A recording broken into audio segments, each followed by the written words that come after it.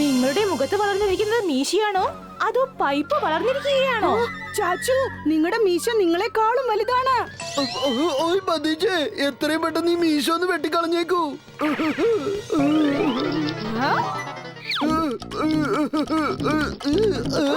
ഓ, ഇത് വലിയ കത്രിക കൊണ്ടേ കട്ട് ചെയ്യാൻ പറ്റുള്ളൂ തോന്നുന്നത്.